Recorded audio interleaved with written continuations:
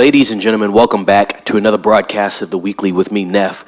Please subscribe to the channel and share our videos with a couple of friends. We're trying to reach 500 subscriptions. Good news today for 28 days, weeks, and later fans.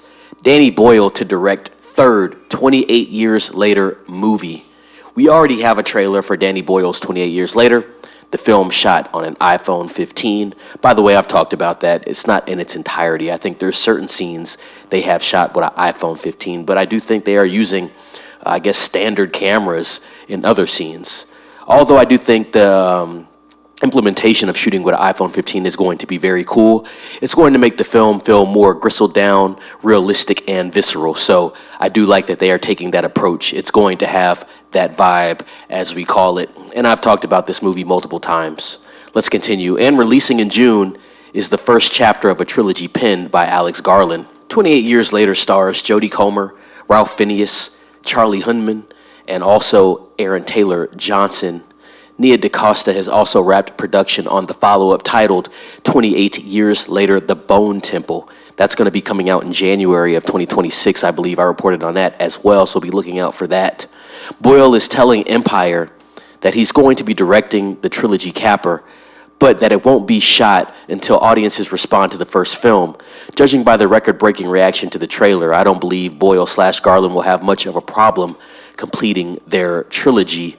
And 28 years later, Taylor Johnson's and Jamie Comer's Isla and their 12-year-old son, Spike, are a part of a community on Holy Island connected to the UK mainland by a causeway only briefly accessible when the tide recedes each day. It's a closed and necessarily very tight community, says Boyle. There are very strict defense laws, obviously, to survive that long in what is effectively an ongoing hostile environment. They've created a successful community as they see it. However, it soon comes time for Spike to take a rite of passage trip beyond the safety of Holy Island to experience, with his own set of eyes, the true state of the nation. Needless to say, things don't go according to plan. Of course not. Earlier in the year, after a heated bidding war, Sony prevailed and acquired the rights to Boyle/Garland's 28 Years Later trilogy.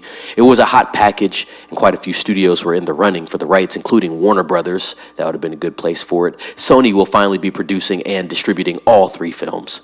Garland swears the trilogy is not a cash grab, but rather story-driven. This is very narratively ambitious, Danny, and I understood that. He explains, we tried to condense it, but its natural form felt like a trilogy. 28 Years Later is going to be hitting theaters on June 20th of this year, ladies and gentlemen, and it is going to be a good film. That trailer is awesome. I'm going to link it down in the description if you haven't seen it. Definitely worth watching. The promotion came out a little early, but I understand what they're doing. They're trying to get ahead of it, especially since it's a summer release.